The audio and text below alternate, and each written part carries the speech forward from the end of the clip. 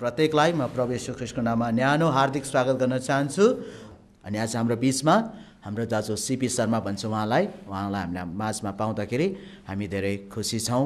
उहाँको सेवाकाईद्वारा झन्डै 1400 मानिसहरूले प्रभुलाई विश्वास गरिसकेका छन् र उहाँले यसरी यो सेवाका सुरु गर्नुभएको अहिले 14 वर्ष हुँदैछ र अहिले हामी उहाँबाट यी सबै कुराहरू सुन्न बुझ्न जानेछौँ र म विश्वास गर्छु तपाईँले आजको यो सेवाको लागि पुरै समय लिएर आउनुभएको छ र हामी सबैजना आज हामीले सुन्ने बुझ्ने कुराहरूद्वारा हामी एकदमै आत्मामा दरिलो बलियो हुनेछ भन्ने कुरामा म विश्वास गर्दछु। र हाम्रो माझमा हाम्रो दाजु पास्टर सीपी शर्मा दाजुलाई अगाडि बोलाउँछु। दाजुलाई हामी ताली बजाएर स्वागत गरौँ। बाँकी समय उहाँले लिनुहुन्छ।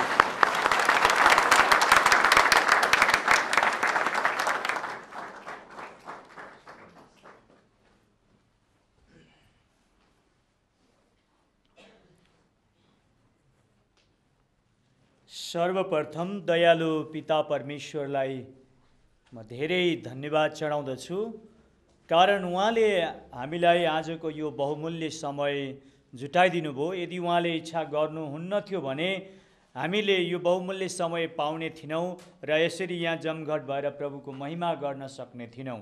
र उहाँले यो शुभ अवसर दिनुभयो हामी यतिका जनहरूलाई यहाँ एकत्रित गरेर उहाँको महिमा प्रशंसा उहाँको आराधना गर्ने अनि उहाँले दिएका बहुमूल्य कुराहरू, बहुमूल्य ज्ञानका कुराहरू, बुद्धिका कुराहरू हामी एक आपसमा यसरी बाँड्ने यो मौका दिनुभएको निम्ति दयालु पिता परमेश्वरलाई म धेरै धेरै धन्यवाद चढाउँदछु। र साथै आज यहाँ उपस्थिति हुनुभएका हाम्रा आदरणीय पास्टर गुरुजनहरू र मण्डलीका अगुवाहरू अनि विभिन्न ठाउँबाट आउनुभएका प्रभु प्रेमीहरू सबैलाई प्यारो प्रभु येशूको नाममा जय मसीह।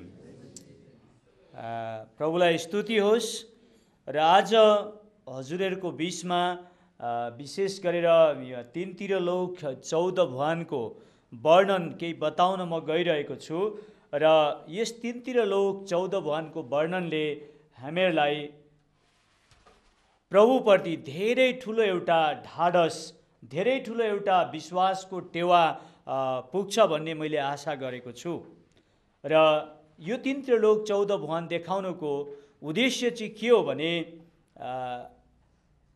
यो विश्व ब्रह्माण्ड अनि स्वर्गहरू, लोकहरू परमेश्वरले कसरी सृष्टि गरेर राख्नु भएको रहेछ अनि ती सबै कुरामा परमेश्वरको प्रभुत्व अनि ती सबै कुरामा परमेश्वरको भरिपूर्णता चाहिँ के रहेछ भन्ने कुरा यसबाट हामीले बुझ्न सक्दछौँ भन्ने मैले आशा राखेको छु।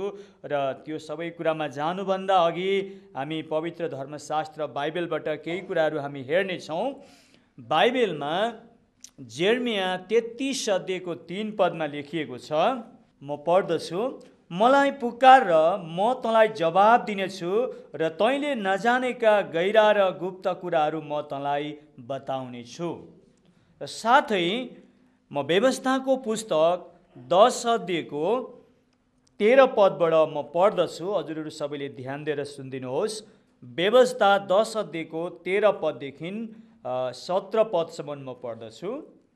यहाँ यसरी लेखिएको छ, तिमीहरूका हितको लागि मैले आज तिमीहरूलाई परमप्रभुका आज्ञा र विधिहरू मान। आकाशहरू, सर्वोच्च आकाश मण्डलहरू र पृथ्वी र त्यसमा भएका जे जति छन् ती सबै परमप्रभु तिमीहरूका परमेश्वरकै हुन्। तापनि तिमीहरूका पिता पुर्खामा नै आफ्नो प्यार खन्याई परमेश्वरले तिनीहरूलाई प्रेम गर्नुभयो र आज तिमीहरूले देखे झैँ तिनीहरूका सन्तान तिमीहरूलाई नै सबै जातिहरूका माझबाट उहाँले चुन्नुभयो। यसकारण अब आफ्ना हृदयको खतना गरेर अबदेखि उसो हटी नहो, किनकि परमप्रभु तिमीहरूका परमेश्वर नै ईश्वरहरूका परमेश्वर र प्रभुहरूका परमप्रभु, महान परमेश्वर, शक्तिशाली र भययोग्य हुनुहुन्छ। उहाँले कसैको पक्षपात गर्नुहुन्न र उहाँले कहिल्यै घुस लिनुहुन्न। परमेश्वरको वचन पढाइ र सुनाइमा आशिष होस्। हामी यहाँ के देख्दैछौँ भने जेर्मिया अगमवक्ताले भन्दै हुनुहुन्छ, मलाई पुकार र म तँलाई जवाब दिनेछु। है, तैँले नजानेका गहिरा र गुप्त कुराहरू म प्रकट गर्छु भनेर परमेश्वरले जेर्मिया अगमवक्ताद्वारा हामीसँग बोल्दै हुनुहुन्छ। अनि व्यवस्थाको पुस्तकमा तपाईँ हामीले विश्वास गरेको जो परमेश्वर हुनुहुन्छ उहाँ चाहिँ आकाशहरू र सर्वोच्च आकाश मण्डलहरू र पृथ्वी र त्यसमा भएका जे जति छन् ती सबैका परमप्रभु परमेश्वर हुनुहुन्छ। र साथै हामीले 17 पदमा हेऱ्यौँ भने किनकि परमप्रभु तिमीहरूका परमेश्वर नै ईश्वरहरूका परमेश्वर र प्रभुहरूका परमप्रभु महान परमेश्वर शक्तिशाली र भययोग्य हुनुहुन्छ। उहाँले कसैको पक्षपात गर्नुहुन्न, उहाँले कहिल्यै घुस लिनुहुन्न भनेर यसरी देखाएको छ। सारा आकाशहरू, आकाश मण्डलहरू अनि धेरै ईश्वरहरू ती सबैमाथि पनि उहाँ परमेश्वर परमप्रभु परमेश्वर हुनुहुन्छ भन्ने कुरा यी धर्मशास्त्रका खण्डहरूले तपाईँ हामीलाई बताउँदैछ। र यिनै सन्दर्भमा आज हामीहरू 3 त्रिलोक 14 भुवनलाई हेर्नेछौँ र सबैजनाले यस 3 त्रिलोक 14 भुवनलाई एकदमै ध्यान दिएर हेरिदिनुहोस्। प्रभुले तपाईँहरूलाई धेरै आशिष गर्नुहुनेछ।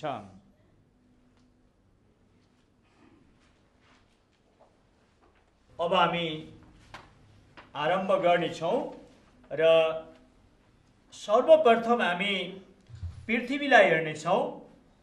यो पृथ्वी हो। यस पृथ्वीमा हामी मानिसहरू छौँ र यस पृथ्वीमा धेरै धर्मलाई विश्वास गर्ने मानिसहरू छन्। यहाँ तपाईँहरूले देख्दै हुनुहुन्छ यो पृथ्वीको बिचमा क्रुस पनि छ।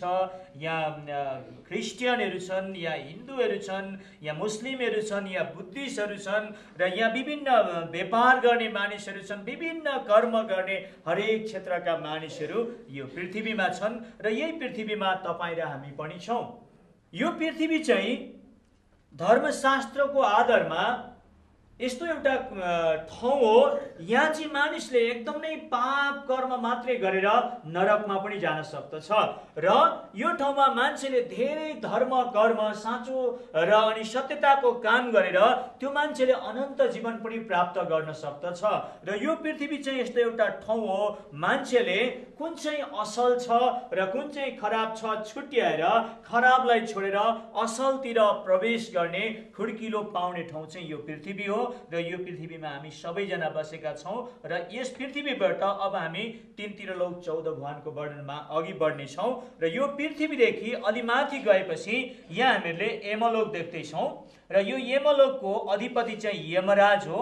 यहाँ यमराज बसिरहेको छ र उसका चारैपट्टि यहाँ यमदूतहरू बसिरहेका हामी देख्दछौँ र यो यमलोक चाहिँ यस्तो लोक हो। यो पृथ्वीमा जति पनि मानिसहरू मर्दछन् वैदिक धर्मशास्त्रको आधारमा है, वैदिक धर्मशास्त्रको आधारमा मरेका मानिसहरू चाहिँ यो राजका यमदूतहरूले गएर ती मानिसहरूका आत्मा उठाएर लिएर जान्छन् र अनि यो यमलोक र यो इन्द्रलोकको बिचमा यहाँ एउटा चित्रगुप्त भन्ने व्यक्ति बसेको हुन्छ र उसले तराजु लिएर त्यहाँ जोखिरहन्छ र जति मान्छेहरू धर्मशास्त्रको विपरीतमा काम गर्दछन् अनि त्यो चित्रगुप्तले जोख्दछ र तिमीहरू चाहिँ धर्मशास्त्रको विपरीतमा काम गर्ने, पाप कर्म गर्ने, अधर्म गर्न रुचाउने, दुष्ट काम गर्न रुचाउने हो र तिमीले जति पनि अधर्म र पाप कमाएका छौ तिमीहरू चाहिँ यो नरकमा जानुपर्छ भनेर यहाँ विभिन्न प्रकारका यी नरकमा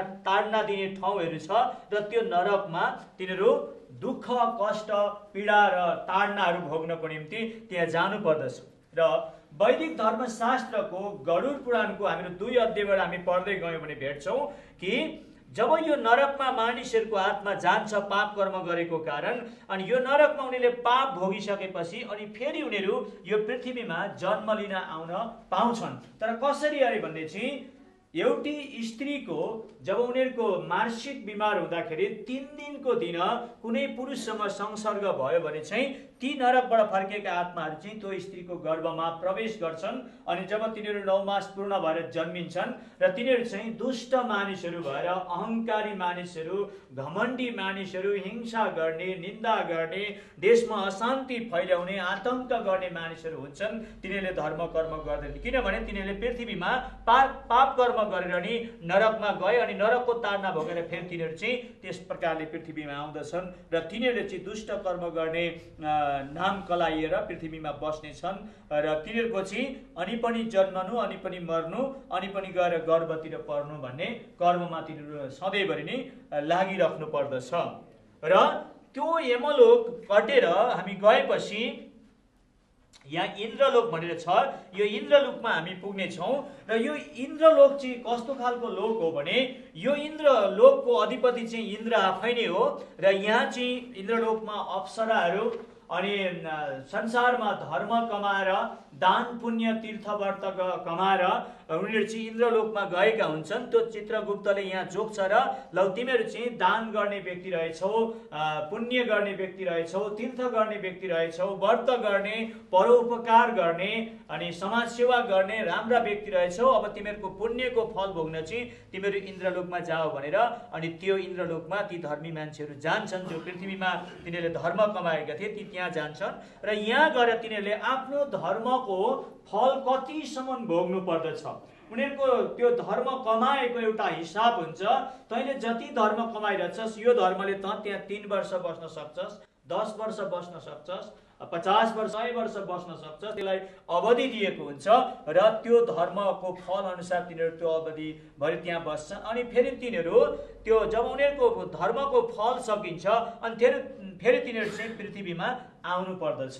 तर तिनीहरू चाहिँ जब त्यो स्वर्गलोक यानि कि इन्द्रलोकबाट फर्केर आउँदछन् तिनीहरू चाहिँ एकदमै एउटा ठुला राजकीय घरानामा होइन, मन्त्रीहरूका घरमा, धनी मानीहरूका घरमा अनि त्यसरी उच्च कुल भएका मानिसहरूको घरमा आउँदछन्। अनि तिनीहरू चाहिँ शान्ति प्रियहरू, लोकप्रियहरू, समाज सेवा गर्नेहरू, राष्ट्रको सेवा गर्नेहरू त्यस्ता भएर यहाँ जन्मिन्छन् भनेर वैदिक धर्मशास्त्रका विश्वास गर्नेहरूले त्यो विश्वास गर्दछन्। र यो इन्द्रलोक चाहिँ कस्तो ठाउँ भन्नुहुन्छ भने हामीले स्कन्द पुराणको केदारखण्डीको माघमात्ममा पढ्दा यो पृथ्वीमा यदि कोही मानिसले बढी दान पुण्य तीर्थ व्रत गर्यो भने चाहिँ यो इन्द्रको आसन चाहिँ हल्लिन्छ र उसलाई चाहिँ डर लाग्छ। र अनि इन्द्रले ब्रह्मा विष्णु महेश्वरहरूसँग गएर उसले बिन्ती गर्दछ मेरो सिंहासन चाहिँ बचाइदिनुहोस्, कारण पृथ्वीमा मान्छेले धेरै धर्म गरेको कारण मेरो स्वर्गको सिंहासन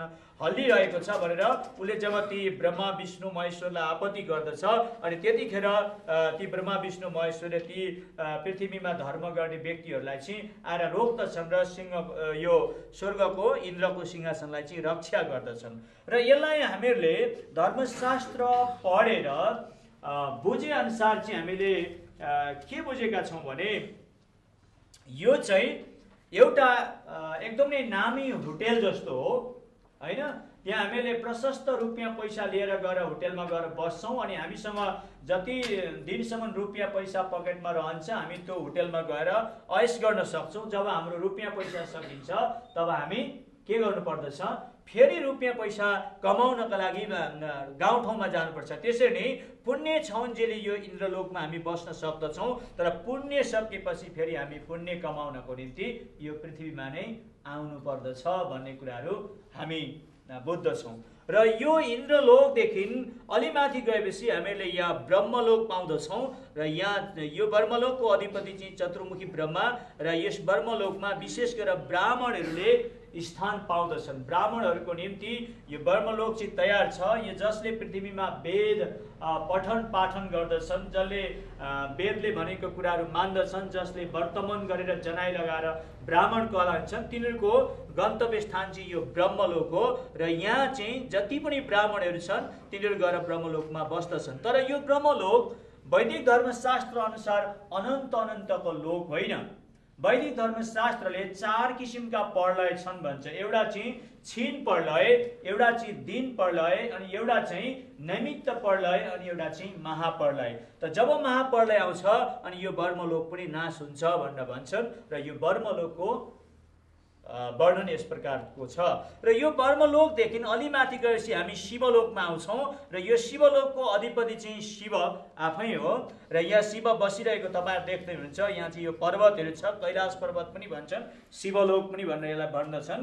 र यो शिवलोकमा स्कन्द पुराणको केदारखण्डीको माघमात्मेको आधारमा के लेखेको छ भने यो शिवलोकमा चाहिँ नन्दी, भृङ्गी, 64 योगिनी, डङ्गिनी, शङ्किनी, भूत, प्रेतहरू बस्दछन् भनेर लेखिएको छ स्कन्द पुराणमा। तपाईँहरू कतिजनाले स्वस्तानीको व्रत कथा पनि सुन्नुभएको छ होला, त्यहाँ पनि लेखिएको छ। र ती सबै नन्दी, भृङ्गी, 64 योगिनी, भूत, प्रेत सबैको नायक चाहिँ गणेशले गर्दछ र उसलाई गणनायक पनि भनेको कुराहरू हामी पाउँदछौँ। र यो चाहिँ शिवलोक हो। यहाँ चाहिँ शिव, पार्वती अनि गणेश बसेको छ। र जतिजना पृथ्वीमा शिवका भक्तहरू छन्, जसले चाहिँ अब उनीले जान्ने अवस्थादेखि मृत्यु हुनेसम्मसम्म जसले शिवको पूजा गर्दछ, तिनीहरू पृथ्वीबाट मरेपछि तिनीहरूको आत्मा चाहिँ यहाँ चित्रगुप्तमा जान्छ र अनि चित्रगुप्तले जब हिसाब गरेपछि शिवलोकमा पठाउँछ। र ती शिवलोकमा पुगेका आत्माहरू चाहिँ त्यहाँ ती भूत, प्रेत, नन्दी, भृङ्गी, 64 योगिनी, डङ्किनी, शङ्किनीहरूसँग बस्नु पर्दछ है, बस्नु पर्दछ। त्यहाँ शान्ति अनि आनन्द, मुक्ति भन्ने कुराको अनुभव हुँदैन। किनभने एक दिन पार्वतीले शिवलाई सोधेको छ महेश्वर तन्त्र उपनिषदमा, हे शिव, तपाईँ त 3 लोक 14 भुवनको मालिक हुनुहुन्छ, तर तपाईँको यो माझको जो आँखो छ, यहाँ माझको आँखो छ, यो आँखो सधैँ तपाईँ चिप्लिरहनुहुन्छ अनि तपाईँले हातमा चाहिँ माला लिएर जप गर्नुहुन्छ। कसको जप गर्नुहुन्छ भनेर पार्वतीले शिवलाई सोद्धा शिवले भन्छन्, लौ पार्वती, तिमीले त एकदमै एउटा के भने अर्थपूर्ण एउटा गम्भीर प्रश्न मलाई गर्यौ। यो कैलाश पर्वतमा त्यो अमर कथा भन्न मिल्दैन। त्यस कारणले गर्दा हामी चाहिँ द्रोणाचल पर्वतमा जाउँ भनेर ती पार्वतीलाई त्यो कैलाश पर्वतबाट लिएर यता द्रोणाचल पर्वततिर गएर एउटा गुफामा बसेर उनले कसको जप तप गर्दथे तिनको बारेमा कथा भनिरहेको हामी सुन्दछौँ। त्यो कैलाश पर्वतमा चाहिँ किन नभनेको अरे भन्दा ती भूत प्रेतले चाहिँ त्यो अमर कथा जो पूर्ण परमात्मा ब्रह्मा परमेश्वरको कथा चाहिँ सुन्नु हुँदैन भनेर अनि त्यहाँ लगेको कुराहरू हामी पाउँदछौँ। र शिवलोक भनेको चाहिँ त्यस्तै हो। यो पनि महाप्रलय हुँदाखेरि चाहिँ एक दिन नाश हुन्छ भन्ने कुराहरू हामी वैदिक धर्मशास्त्र र अक्षरातीतको परिचय भन्ने पुस्तकबाट हामी पाउँदछौँ। र त्यो यो शिवलोकको यतापट्टि यहाँ तपाईँहरूले देवीलाई देख्दै हुनुहुन्छ र यो चाहिँ द्रोणाचल पर्वत पनि भन्दछ। र यहाँ चाहिँ जति पनि पृथ्वीमा नवदुर्गा भवानीहरू भन्ने, सप्तशती भन्ने, कालीहरू भन्ने जति पनि देवीहरू छ, ती देवीहरूको स्थान चाहिँ यो शिवलोकदेखि उतापट्टि जो देवीहरू बसेको ठाउँ यो द्रोणाचल पर्वत हो, यहाँ हो। र जतिजना मानिसहरूले देवीको पूजा पाठहरू गर्दछन् तिनीहरूको आत्मा चाहिँ यो द्रोणाचल पर्वतमा पुग्छन्। तर द्रोणाचल पर्वतमा देवीहरूबाट पुगेर उनीहरूले मुक्तिको अनुभव गर्न सक्दैनन्। तर तिनीहरूले फेरि पनि मुक्ति चाहिँ कसरी पाउनुपर्छ भनेर गायन्तीयम सामगा भन्नुपर्छ चाहिँ सधैँभरि तिनीहरूले गाइराख्नु पर्दछ भनेर बताएको छ है। र यो तपाईँहरूले शिवलोकको वर्णन देख्नुभयो। र यो पनि महाप्रलय हुँदा नाश हुँदछ। र शिवलोकदेखि अलि माथि जाँदा तपाईँहरूले यहाँ विष्णुलोक देख्दै हुनुहुन्छ। यो विष्णुलोक चाहिँ यसको अधिपति चाहिँ विष्णु आफै हो। र यहाँ लक्ष्मी अनि विष्णुका भक्तहरू यो ठाउँमा बस्दछन्। र साथै यो पृथ्वीमा राधा वल्लभी सम्प्रदाय भन्ने छ, एउटा वैष्णव सम्प्रदाय अनि एउटा गौडिया सम्प्रदायहरू पनि छ। ती राधा वल्लभी सम्प्रदायलाई विश्वास गर्ने मान्छे र ती गौडिया सम्प्रदायलाई विश्वास गर्ने अनि विष्णु लक्ष्मीको पूजा गर्ने व्यक्तिहरू चाहिँ विष्णु भक्तहरू चाहिँ यो ठाउँमा गएर बस्दछन्। र यो ठाउँ चाहिँ यसलाई चाहिँ अब वैदिक धर्मशास्त्रले सत्यलोक पनि भनेको छ। यहाँ पुगेपछि चाहिँ मानिसहरू चाहिँ फेरि पृथ्वीमा फर्केर आउनु पर्दैन भनेर भनेको छ है, फर्केर आउनु पर्दैन। तर यो विष्णुलोकमै उनीहरू बसिराख्न पाउँछन्। तर यो विष्णुलोकमा बसिराख्न पाउँछन् भन्नाले चाहिँ उनीहरूले अनन्तसम्म चाहिँ यो ठाउँमा बस्न पाउँदैनन्। किनभने कहिलेकाहीँ दानवहरू बढेर गएर उनीहरूले यो विष्णुलोकलाई पनि हस्ताक्षेप गर्दछन्। अनि त्यतिखेर यो वैकुण्ठ छोडेर भगवानहरू पनि भाग्नु पर्ने कुराहरू पनि आउँदछ है। र त्यसले गर्दाखेरि यो अनन्तको ठाउँ चाहिँ होइन, तर यहाँ 1000 वर्ष 10,000 वर्ष त्यसरी पनि बस्न सकिन्छ भन्ने वैदिक धर्मशास्त्रलाई विश्वास गर्ने विद्वानहरूको र धर्मशास्त्रको विचारहरू छ। र यो चाहिँ वैकुण्ठ लोक हो। अनि जब महाप्रलय हुन्छ त्यतिखेर यो वैकुण्ठ लोक पनि नाश हुन्छ भनेर भन्छ। र यो वैकुण्ठ लोकसम्म चाहिँ तपाईँले देख्दै हुनुहुन्छ सूर्य अनि चन्द्रमाले पनि पहर दिइरहेको कुराहरू हामी पाउँदछौँ है। यहाँ यतापट्टि सूर्य देख्दै हुनुहुन्छ तपाईँहरूले, यतापट्टि चन्द्र देख्दै हुनुहुन्छ। र यो वैकुण्ठसम्म चाहिँ चन्द्र सूर्यको प्रकाश छ भन्ने वैदिक धर्मशास्त्रको विचार छ। वैकुण्ठ, शिवलोक, ब्रह्मलोक र इन्द्रलोक, यमलोक, यी लोकमा उज्यालो हुँदा पृथ्वीमा पनि उज्यालो हुन्छ र यी लोकहरूमा अँध्यारो हुँदा चाहिँ पृथ्वीमा पनि अँध्यारो हुन्छ है। र त्यसले गर्दाखेरि यो पृथ्वीमा मृत्यु घट्ने सम्भव छ र त्यसै यी लोकहरूमा पनि मृत्यु घट्ने सम्भव छ। लडाईँ झगडा, विभिन्न प्रकारको अत्याचारहरू यी लोकहरूमा पनि हुन्छ र त्यस कारणले गर्दा यहाँ जति पनि भगवानहरू तपाईँहरू देख्दै हुनुहुन्छ सबैले आफ्ना आफ्ना शस्त्र अस्त्र धारण गरेर बसेका छन्। किनभने जहाँ शस्त्र अस्त्र धारण गरिन्छ त्यहाँ लडाईँ झगडा, मारपिट, हत्या, अत्याचार हुने सम्भव हुन्छ र यो वैकुण्ठसम्म चाहिँ चन्द्र सूर्यले प्रकाश गर्छ र यो वैकुण्ठदेखि यी तलका यी सबै लोकहरू चाहिँ पृथ्वीमा जस्तो किसिमको सम्भव छ त्यस्तै त्यहाँ पनि हुन्छ। तर पृथ्वीमा चाहिँ छोटो अवधि हुन्छ, यो यी माथिमा चाहिँ अलि लामो लामो अवधि हुँदै जान्छ। जस्तै पृथ्वीमा मान्छे 70-80 वर्ष बाँच्छ भने यमलोकमा 200-250, इन्द्रलोकमा 400-500, ब्रह्मलोकमा त्यसरी 1000, शिवलोकमा 1000, विष्णुलोकमा 10,000 वर्ष पनि हुन सक्छ भन्ने वैदिक धर्मशास्त्रको विचारहरू छ। र यो चन्द्र सूर्यदेखि माथि तपाईँहरूले यहाँ 7 शून्यलाई देख्दै हुनुहुन्छ। यो 7 शून्य भनेको चाहिँ 7वटा आकाशहरू छन् र यो 7वटा आकाश चाहिँ कस्ता भन्दा नीलो आकाश है, हरियो आकाश, पहेँलो आकाश, रातो आकाश, कालो आकाश, बैगुने रङको आकाश र सुन्तोले रङको आकाश है। र 7वटा आकाशहरू यो वैकुण्ठदेखि माथि राखिएको छ। र यो 7वटा आकाश चाहिँ किन राखेको भन्दा वेद विज्ञानले भन्छ कि यो चन्द्र सूर्यको प्रकाश चाहिँ पूर्ण रूपले वैकुण्ठदेखि तल पृथ्वीसम्म चाहिँ पूर्ण रूपले प्रकाश आओस् र सबैले उज्यालो पाउन् भनेर चाहिँ यी 7वटा आकाश चाहिँ ती चन्द्र सूर्यको प्रकाशलाई उँभोतिर जान नदिकन सम्पूर्ण प्रकारले तल पठाउनका लागि राखिएको हो। र यी चाहिँ 7 शून्यहरू हुन् र यी 7 शून्य एउटादेखि अर्को शून्य बेग्ला बेग्लै रङका शून्यहरू छन् र यी शून्यहरूले चाहिँ पृथ्वीमा चन्द्र सूर्यको प्रकाशलाई चाहिँ एकदमै राम्रो प्रकारले त्यो टर्च लाइटको त्यो बल्बको पछाडि त्यो बाटीले त्यो फोकस चाहिँ पर पुर्याए जस्तै त्यो ल्याउँछ भन्ने वेद विज्ञानको विचारहरू छ। र यो 7 शून्यदेखि तल जो विष्णुलोक, शिवलोक, ब्रह्मलोक, इन्द्रलोक, यमलोक र यो जुन पृथ्वी छ यहाँसम्म चाहिँ पहिलो लोक र तपाईँहरूले 5वटा भवन देख्दै हुनुहुन्छ। 1 2 3 4 5वटा भवनहरू देख्नुहुन्छ। यसलाई चाहिँ पहिलो लोक, 3 लोक 14 भवन भनेकोमा तपाईँले पहिलो लोक र 5वटा भवनहरूलाई देख्दै हुनुहुन्छ। र यो 7 आकाशदेखि हामी अलि माथि गयो भने एउटा आद्यकरण भन्ने ठाउँ पाउँदछौँ। र यो आद्यकरणको अधिपति चाहिँ सत्यनारायण भगवान हो भन्ने वैदिक धर्मशास्त्रको विचार छ।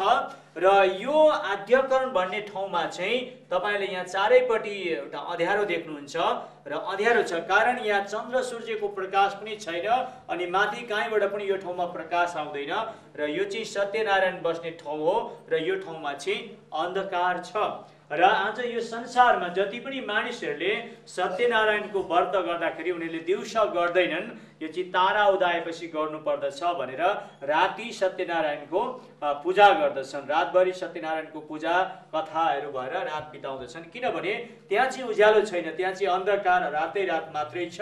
र अनि अर्को कुरो चाहिँ यो आद्यकरणमा को जान्छन् भन्दा चाहिँ यो पृथ्वीमा जति मानिसहरूले सत्यनारायण भगवानको पूजा पाठ गर्दछन् र श्री वैष्णवहरू छन् जसलाई चाहिँ रामानुज सम्प्रदाय पनि भन्छ, तिनीहरूको पनि यो गन्तव्य स्थान हो। तिनीहरूको आत्मा चाहिँ मरेपछि यहाँ जब चित्रगुप्तले त्यो इन्साफ गर्दछ र त्यसको पछाडि चाहिँ ती सत्यनारायणको पूजा गर्ने भक्तहरू र श्री वैष्णवहरूका आत्माको गन्तव्य स्थान यो हो। तर यसलाई पनि वैदिक धर्मशास्त्रले अनन्तको स्थान हो भनेको छैन।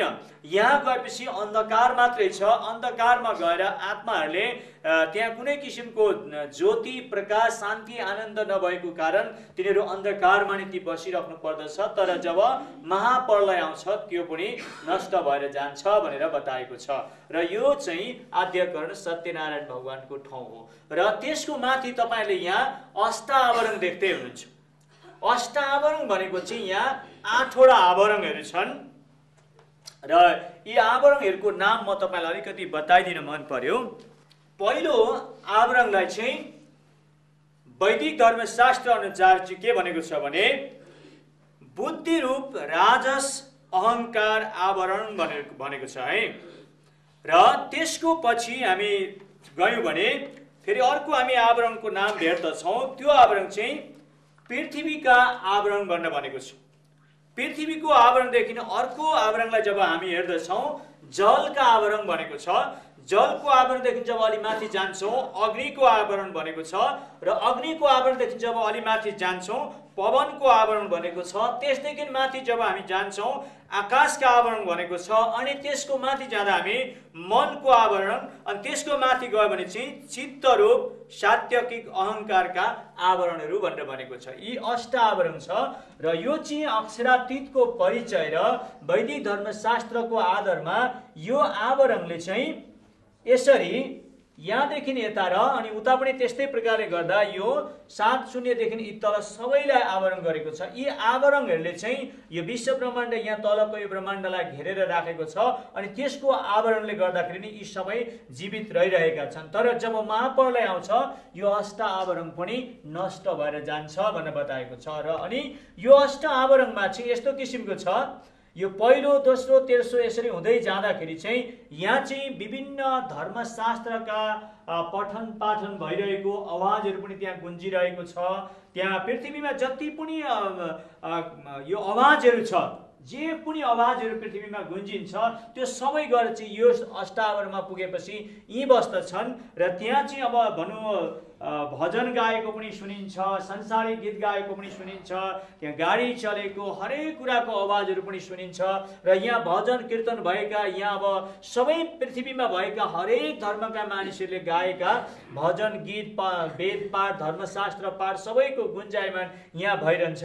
अनि यो संसारमा कतिजना आत्माहरू यहाँ पुग्दछन् र यही नै अनन्तको धाम पो रहेछ कि भनेर धेरै आत्माहरू पनि यो अष्टावरणमा अल्मलिरहन्छन्। तर त्यहाँ पनि त्यो अनन्तको धाम होइन, शान्ति मुक्ति नभएको कारण ती आत्माहरू तडपिरहनु पर्दछ भन्ने त्यो अक्षरातीत र वैदिक धर्मशास्त्रको विचार छ। अनि यो चाहिँ अष्टावरण हो। र यो अष्टावरण यहाँ नहुनु भने चाहिँ यो तलका यी लोकहरू चाहिँ जीवित रहन सक्दैनन्। त्यो आवरणले नै सबैलाई जीवित राख्नको निम्ति कार्य गरिरहेको छ भन्ने वेद धर्मशास्त्र र अक्षरातीतको परिचयको विचार छ। र यो अष्ट आवरण कटेर हामी गएपछि यहाँ गोलक धामलाई हामी देख्दैछौँ। र यो गोलक धामको अघिपट्टि चाहिँ यो गोलकी कृष्ण हो, जसलाई चाहिँ ओममा बेरिएर राखेको छ, युगल स्वरूप पनि भनेर भन्छ। र यहाँ चाहिँ गोलकी भगवान बस्दछन्। र यो ठाउँमा चाहिँ सबै कुरा सानो 7 वर्षदेखि तलको जस्तो देखिन्छ भन्छ। त्यहाँका मान्छेहरू पनि त्यस्तै साना, त्यहाँका पशु प्राणीहरू पनि त्यस्तै साना, त्यहाँका जङ्गल रुखपातहरू पनि त्यस्तै साना, सबैलाई किशोराङ्गम भन्छ। संस्कृतिमा किशोराङ्गम भनेको बालक अवस्थामा सबै कुराहरू छन् भन्छ। र यो गोलक धाम हो। र यो गोलक धाममा चाहिँ यहाँ माथिबाट एउटा ज्योति आएर यो ठाउँमा चाहिँ उज्यालो छ। चन्द्र सूर्य चाहिँ प्रकाश यहाँ छैन, तर माथि कहीँबाट एउटा उज्यालो आएर यहाँ चाहिँ एउटा प्रकाश दिइरहेको छ भनेको छ। र एक दिन के भयो भन्नुहुन्छ भने श्रीमद् भागवत कृष्ण चरित्रमा पनि वर्णन छ। एक दिन पृथ्वीले गाईको शरीर भएर मान्छे र अनि मुजुरको प्वाख लगाएर वैकुण्ठमा गएर विष्णुलाई पृथ्वीले आपत्ति गर्दछ, विष्णु पृथ्वीमा धेरै पापी र अधमहरू बढेको कारणले गर्दाखेरि मलाई पापको धेरै भार भएको छ र म पापको बोझ बोकेर थाम्न नसक्ने स्थितिमा भएको छु र चाँडै तिमीले अवतार लिएर चाहिँ यो पृथ्वीमा भएको पापको बोझ हरण गर्नुपर्छ भनेर पृथ्वीले भन्दा विष्णुले ठिकै छ पृथ्वी, तिमी अहिले गएर आफ्नै ठाउँमा बस, म शिवलाई ब्रह्मालाई 33 कोटी देवदेवताहरू सबैलाई बोलाएर चाहिँ हामी माथि गोलकी भगवानबाट जान्छौँ र गोलकी भगवानलाई गएर त्यो कृष्ण अवतार चाहिँ कस प्रकारले हुँदाखेरि चाहिँ पृथ्वीको भूको भार हट्न सक्दछु त्यसको बारेमा म गोलकी भगवानसँग परामर्श लिन जान्छु। किनभने पहिला मेरो राम अवतार हुँदाखेरि रावणको भाइ विभीषण मेरो साथमा हुँदैन थियो भने रावणले मलाई नाश गर्ने थियो, पतालमा लगेर ऐरावणले मलाई मारिसक्ने थियो। तर विभीषण मेरो साथमा भएको कारणले गर्दाखेरि मैले रावणलाई जित्न सकेँ। त्यसकारणले गर्दा गर्दा अब अहिले झन् कंससुरहरू, बक्कासुरहरू, केसीसुरहरू, जरासन्धहरू, शिशुपालहरू अनि कौरवहरू एकदमै दुष्ट बढी भएको अवस्थामा म त्यहाँ कृष्ण अवतार हुनुपर्नेछ। त्यसले गर्दा म चाहिँ गोलकी भगवानलाई सोद्धछु अनि उहाँबाट जे परामर्श पाउँछु त्यही कुरा लिएर अनि मेरो कृष्ण अवतार हुनेछ भनेर अनि विष्णुले 33 कोटी देवदेवता ब्रह्मा विष्णुलाई लिएर अनि जाँदाखेरि यो अष्टावरणमा जब पुगेपछि प्रथम दोस्रो तेस्रो आवरणसम्म चाहिँ देवताहरू जान सके, तर चौथो आवरणबाट चाहिँ देवताहरू त्यहाँबाट उता जान सकेनन्, किनभने त्यहाँ यस्तो अन्धकार रहेछ, घोर अन्धकार। त्यो अन्धकारलाई चाहिँ जितेर उनीहरू जान नसक्ने स्थिति भएपछि अनि सबै देवताहरूले विष्णुलाई आपत्ति गरे, विष्णु अब हामी त्यहाँ जान सक्दैनौँ, अब के उपाय गर्ने हो भन्दा अनि विष्णुले गरुडलाई भन्छ र गरुडले चाहिँ आफ्नो रूप ठुलो एउटा पर्वत जस्तो बनाएर ती शिवलाई ब्रह्मालाई 33 कोटी देवदेवता सबैलाई आफ्नो शरीरमा उनीहरूका वाहनहरू सहित बोकेर जाँदछ। तर जब पाँचौं आवरणमा पुगेपछि अनि गरुडले पनि भन्छ होइन विष्णु, म अगाडि कहाँ पुगेर कता ठोकिने हो थाहा छैन र मलाई केही एउटा पथ देखाउनको लागि उपाय गर्नु पर्यो भन्दा विष्णुले उसका हातमा भएको सुदर्शन चक्र गरुडको अगाडि जान दिँदा चाहिँ कोटी सूर्यको तेज जस्तो बनाएर पठाउँदाखेरि जब यो 7औं आवरणमा सुदर्शन चक्र पुग्दाखेरि चाहिँ जुनकिरीको बत्ती जस्तो मात्रै तेज दियो अरे। कोटी सूर्यको चन्द्र भएको तेज भएको प्रकाश भएको है, कोटी सूर्यको तेज भएको सुदर्शन चक्र चाहिँ त्यहाँ पुग्दा जुनकिरीको बत्ती जस्तै मात्रै भयो र त्यो धिप धिप बल्दै गरेको बत्ती जस्तो सुदर्शन चक्रलाई हेर्दै गरुड चाहिँ त्यहाँ गएको त्यो गोलक धाममा ती देवताहरूलाई लिएर गएको हामी देख्दछौँ। र मैले यो पहिला वैदिक धर्मशास्त्र पढ्दा यो कस्तो खालको अँध्यारो होला, यो अँध्यारो चाहिँ कसरी भयो होला भनेर एकदमै म अन्यल जस्तो अवस्थामा थिएँ। तर जब मैले पछि पवित्र धर्मशास्त्र बाइबल भेटाएँ, बाइबलमा जब मिश्र देशमा अन्धकारको विपत्ति आउँदाखेरि चाहिँ त्यतिखेर परमेश्वरले मूसालाई भन्नुभयो तैँले आकाशतिर हात पसार र त्यहाँ मिश्र देशमा अन्धकारको विपत्ति आउनेछ, त्यतिखेर त्यो अन्धकार चाहिँ यस्तो हुनेछ छाम्दा पनि थाहा पाइने जस्तो विपत्ति हुनेछ भनेर प्रस्थानको पुस्तक हामी 10 अध्यायतिर हामी त्यो अन्धकारको विपत्तिको कुराहरू भेट्दछौँ। र त्यो जब प्रस्थानको पुस्तकमा त्यो अन्धकारको विपत्तिको बारेमा पढ्दाखेरि चाहिँ र अनि उत्पत्तिको पुस्तक पढ्दा चाहिँ परमेश्वरले यो पहिला जो अन्धकार थियो सो अन्धकारलाई चाहिँ एक ठाउँमा भेला पारेर राख्दाखेरि चाहिँ त्यो कोटी सूर्यको तेज जस्तो भएको सुदर्शन चक्रलाई पनि जुनकिरीको बत्ती जस्तो पार्ने चाहिँ त्यो अन्धकार त्यहाँ रहेछ, किनभने त्यो अन्धकार चाहिँ छाम्दा पनि भेटिने जस्तो रहेछ भन्ने कुरा मैले बुझेँ। र जब ती ब्रह्मा विष्णु महेश्वर 33 कोटी देवदेवताहरू यो गोलक धाममा पुगे तब उनीहरूले गोलकी भगवानलाई उनीहरू आएको उद्देश्यहरू बताउँदछन् र अब त्यतिखेर विष्णुले भन्छ मेरो अब कृष्ण अवतार हुनेछ, पृथ्वीमा दानवहरू सुर असुरहरू बढेका छन्, तिनीहरूलाई मैले कस प्रकारले जितेर पृथ्वीको भूको भार हर्ने हो गोलकी भगवान त्यो सोध्न म आएको र मलाई अब त्यसको बारेमा ज्ञान दिनु पर्दछ भनेर सोद्धा यो गोलकी भगवानले ती ब्रह्मा विष्णु महेश्वर 33 कोटी देवतालाई भन्छन् ठिकै छ तपाईहरू यहाँ आउनुभयो राम्रै कुरा हो, तर म पनि तपाईहरूको विषय लिएर पूर्ण परमात्मा पारब्रह्मसँग प्रार्थना गरेर सोध्छु, उहाँबाट जे जवाब आउँछ म तिमीलाई पछि बताइदिनेछु, अहिले चाहिँ तिमीहरू फर्केर जाऊ भन्दा त्यतिखेर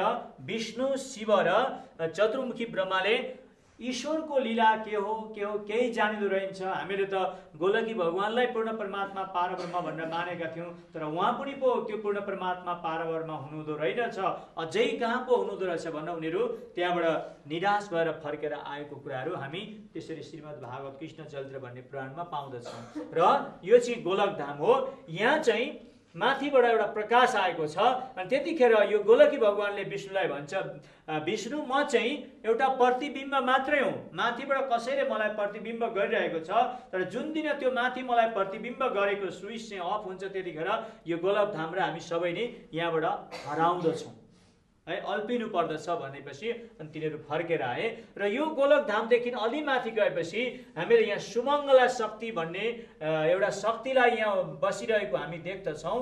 यो सुमङ्गला शक्ति भनेको चाहिँ यहाँ तल यी जति पनि देवीहरू थिए यी सबै देवीहरू कि सर्वश्रेष्ठ आमा भनेर चाहिँ सबैकी आमा आदि शक्ति भवानी भनेर चाहिँ यो सुमङ्गला शक्तिलाई बताएको छ। र यो सुमङ्गला शक्ति चाहिँ यति साह्रो शक्तिशाली एउटी देवी हो भनेको छ। उसले विश्व ब्रह्माण्डलाई तोरीको दाना तुल्य बनाएर उसले यसरी चेपेर राख्न सक्दछ। यो यति साह्रो शक्तिशाली यो सुमङ्गला शक्ति हो। यसको शक्तिदेखि ब्रह्मा विष्णु महेश्वर 33 कोटी देवदेवताहरू पनि थकित छन्। त्यसकारण देवी भागवत पुराणमा के भनेको छ भने माया हुन् हरिकी प्रिय भगवती, मायाको वशमा परी यो संसार रची पछि लय हुँदा माया फरक छन् हरि हरे। अब यी चाहिँ एकदमै एउटा मायावी अनि एकदम शक्तिशाली हो। यसकै सुमङ्गला शक्तिको वशमा परेर नि हरिले चाहिँ यो विश्व ब्रह्माण्डलाई रचना गरेको हो। तर जब यो विश्व ब्रह्माण्डको रची र पछि लय हुन्छ तब त्योबाट फरक भइहाल्छन् भनेर भनेको छ। र अनि यो चाहिँ एउटा सुमङ्गला शक्ति हो। यो शक्तिदेखि चाहिँ ब्रह्मा विष्णु महेश्वर तल सत्यनारायणहरू गोलकी भगवानहरू सबै त्यसको वशमा परेका छन् र त्यस कारणले मायामय संसार हो भन्ने कुरा पनि हामी यसको सन्दर्भबाट बुझ्दछौँ। र यो सुमङ्गला शक्तिदेखि अलि माथि जाँदा यहाँ तपाईँले देख्दै हुनुहुन्छ एउटा व्यक्ति यो बसिरहेको छ। एउटा यो भयङ्कर डरलाग्दो एउटा स्वरूप छ यहाँ। यसको नाम चाहिँ काल निरञ्जन हो। र यसले चाहिँ यहाँ काल निरञ्जनदेखि तल यो सुमङ्गला शक्ति गोलकधाम यी सबै यहाँ जति पनि तपाईँले लोकहरू देख्नुहुनेछ यी सबैमा काल मृत्यु पठाएर सबैलाई मृत्यु दण्ड दिने चाहिँ यसको हातमा छ। र यो चाहिँ मृत्युको राजा हो। र यो चाहिँ यति माथि बसेको कारणले गर्दाखेरि सुमङ्गला शक्तिले गोलकी भगवानले आध्यकरणमा बस्ने सत्यनारायणले विष्णु शिव चतुर्मुखी ब्रह्मा यी कसैले पनि यो कालले दिएको मृत्युलाई चाहिँ टार्न सक्दैनन्। र यी सबैले पनि हुनेहार कुरो हुनेछ रे खिची टर्दैन केही गरी भनेर भन्दछन् अरे। भन्नुभयो त हुनेहार जे घटना छ त्यो भइरहन्छ, कसै गरेर टर्न सक्दैन किनभने यो काल चाहिँ यति माथि छ भनेर नै वैदिक धर्मशास्त्रको विचार छ। र यो काल निरञ्जनदेखि अलि माथि जाँदाखेरि तपाईँहरूले यहाँ देख्दै हुनुहुन्छ 4 वेदका ऋचाहरू भनेर।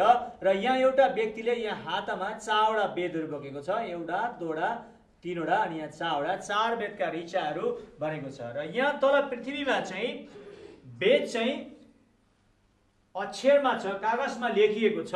तर त्यहाँ चाहिँ के छ भने त्यहाँ चाहिँ त्यो वेदका ऋचाहरू चाहिँ साकार स्वरूपमा छन्। र यो पृथ्वीमा जो ब्राह्मणहरूले वेदलाई गल्ती वर्णन गर्दछ, वेदलाई सदुपयोग गर्दैन, वेदलाई उल्टा पुल्टा गर्दछ भने चाहिँ यी 4 वेदका ऋचाहरू चाहिँ यहाँ यो इन्द्रलोक र यमलोकको बीचमा यो चित्रगुप्तबाट आएर उनीहरूले ती ब्राह्मणहरूलाई इन्साफ गर्दछन्। र त्यो इन्साफ गर्दाखेरि चाहिँ त्यतिखेर जसले वेदलाई विपरीत गरेको छ ती सबैको गति चाहिँ ती 4 वेदका ऋचाहरूले चाहिँ यो नरकमा तिनीहरूलाई पठाउँदछन् भनेको छ। त्यहाँ एउटा श्लोक यस्तो पनि छ, ब्राह्मण भइकन वेद नपढ्नु अथवा व्यापारको काम लिनु, सन्ध्यालोप कुजात ल्याउनु भयो फेरि निच सेवी हुनु, यस्ता काम गरेर ब्राह्मणहरू कुलभ्रष्ट नै गर्दछन्, तस्मात यी सब छोड्नु पर्दछ भनी विधानहरू भन्दछन् भन्छ है।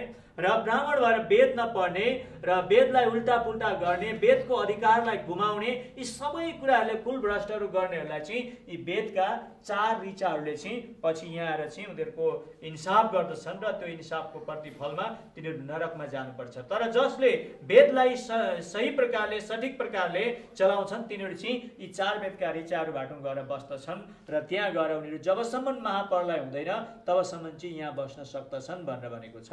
र यो चाहिँ 4 वेदका ऋचाहरूको स्थान हो। र यो वेद 4 वेद चाहिँ यति माथि हेर्नुहोस् यहाँ पृथ्वीदेखि यति माथि ठाउँमा भएको हुनाले गर्दाखेरि वेदमा पनि प्रभु येशू ख्रीष्टको बारेमा वर्णन छ भन्ने कुराहरू हामी पाउँदछौँ। किन यो यति माथिल्लो स्तरमा छ भन्ने वैदिक धर्मशास्त्रका विचारहरू छ। र यो 4 वेददेखि जब हामी अलि माथि गएपछि यहाँ एउटा व्यक्ति हामी देख्दैछौँ, यो अक्षर ब्रह्म यो सुतिरहेको छ। यसले आँखा हेरेको छैन, यो निदाइरहेको छ, सुतिरहेको छ। र यो चाहिँ अक्षर ब्रह्म हो। यो सबै विश्व ब्रह्माण्डको सृष्टि हुनुभन्दा अगाडि त्यो व्यक्ति त्यहाँ आएर सुतेको छ र त्यसले सपना देखिरहेको छ र त्यसको सपना चाहिँ त्यहाँदेखि यो तल सबै चाहिँ यो चाहिँ त्यसले देखेको सपना हो। र तपाईँ हामी पनि सबै सपना हौँ भनेर अनि धेरै धर्मशास्त्रका विद्वानहरूले के भन्छन् भने यो विश्व ब्रह्माण्ड चाहिँ सपनामय जगत हो भनेर भन्छ। एउटा इसाईहरूले गीत पनि गाउँछन् विश्वासीहरूले, सपना हो संसार दुःखको सागर पापको भारी बोकेर कहाँ जाने हो भन्ने भन्छन्। र यो चाहिँ सपनामय जगतको सबै कार्य गर्ने चाहिँ यो अक्षर ब्रह्म हो। यहाँ सुतिरहेको छ र यसले सपना देखिरहेको छ र त्यहाँदेखि यो तल चाहिँ सबै सपनामय हो, त्यसकै सपनामा सबै पर्दछन् भन्ने वेद विज्ञान र वेद धर्मशास्त्रको विचार छ। र अब हामीहरूले अघि यहाँ पहिलो लोक हेरेका थियौँ भने अब हामी दोस्रो लोकलाई हेरिसकेका छौँ है। दोस्रो लोक ल अनि 13वटा भुवनहरूलाई हेरिसकेका छौँ है। पहिलो लोक, यो दोस्रो लोक। अब 13वटा हेर्दाखेरि चाहिँ हेर्नुहोस् है, 1 2 3 4 5 6 7 8 9 10 11 12 र यो मिलाउँदा 13वटा हामीले हेरिसकेका छौँ। र अब हामी त्यो अक्षर ब्रह्मदेखि माथि जुन दोस्रो लोक कटेर अब हामी तेस्रो लोकमा हामी यहाँ प्रवेश गर्दैछौँ। यो माथि देख्दै हुनुहुन्छ तपाईँले यहाँ एकदम नै एउटा सुनौलो सहर अनन्तको राज्य वा परमधाम भनेर यहाँ लेखिएको छ। र अब यो 14औं स्थानमा हामीले हेर्दैछौँ। पहिलो लोक, दोस्रो लोक हामीले हेरिसक्यौँ र 13वटा भुवनहरू हेरिसक्यौँ र अब तेस्रो लोक अनि 14औं भुवनलाई हामी हेर्दैछौँ। यो चाहिँ अनन्तको राज्य वा परमधाम हो। र यो अनन्तको राज्यमा चाहिँ वैदिक धर्मशास्त्रको तेजोबिन्दु उपनिषदको आधारमा के भनेको छ भने परमात्मा परम ज्योति परम धाम परागति सर्व वेदान्त सारोहम सर्वशास्त्र सुनिश्चित र चिदादित्यम किशोरांगम परे धामनि विराजितम तत्पदम दर्शितमेन तस्मै श्री गुरुवे नमः। र यो चाहिँ अनन्त अनन्त कालदेखि यो परमधाम चाहिँ छँदैछ र त्यहाँ चाहिँ त्यो परमधामको बिचमा चाहिँ पूर्ण परमात्मा परब्रह्म परमेश्वर बसेको छ र त्यसका वरिपरि चाहिँ 12,000 आत्माहरू बसिरहेका छन् भन्ने अक्षरातीतको परिचय छ। र जब यो तलका दोस्रो लोक र 13वटा लोकहरू विश्व ब्रह्माण्डको सृष्टि नहुँदाखेरि यो धाम चाहिँ छँदै थियो र त्यो पूर्ण परमात्मा परब्रह्म पनि थियो र ती 12,000 आत्माहरू पनि थिए।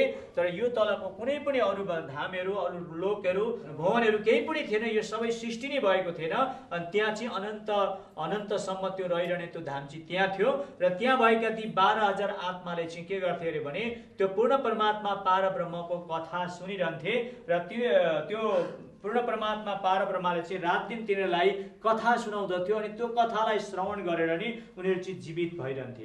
र त्यतिखेर यो सुतिरहेको अक्षर ब्रह्म पनि यहाँनिर गएर बसेर त्यो कथा त्यो सुनिरहन्थ्यो।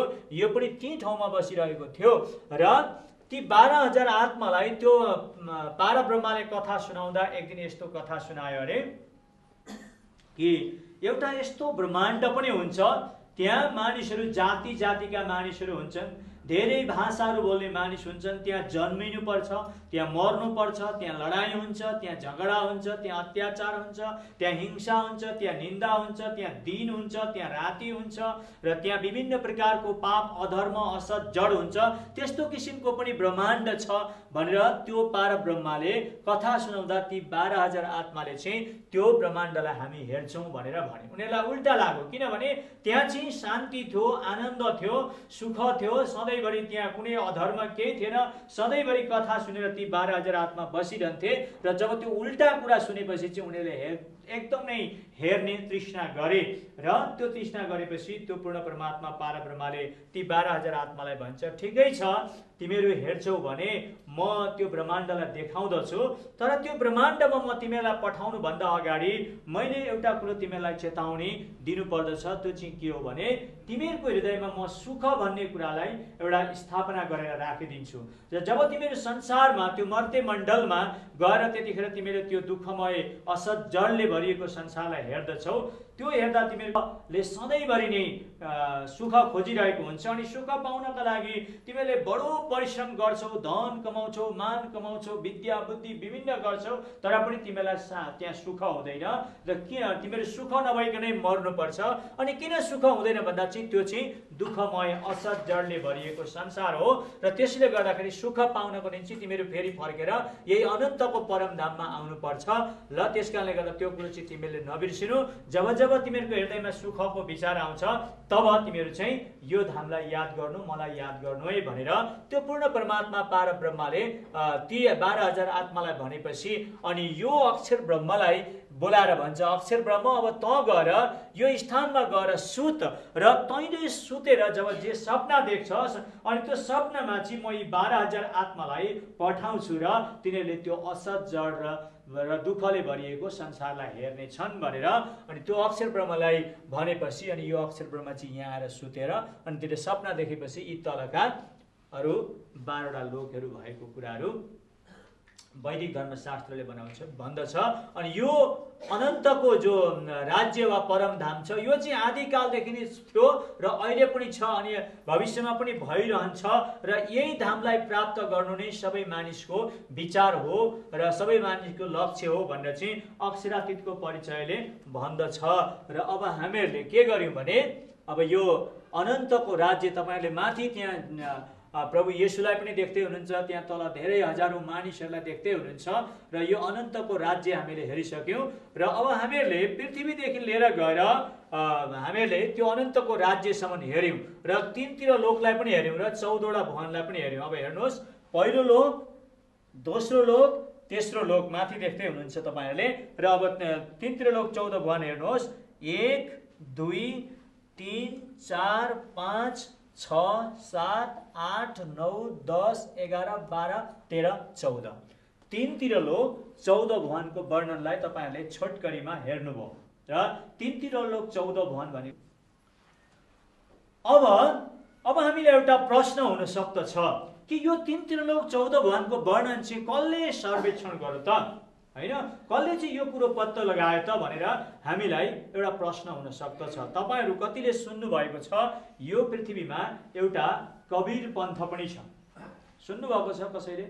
कबीर पन्थ, कबीर गुरु भनेर सुन्नु भएको छ, कबीर धर्म भनेर सुन्नु भएको छ, यहाँ एकजनाले सुन्नु भएको रहेछ है।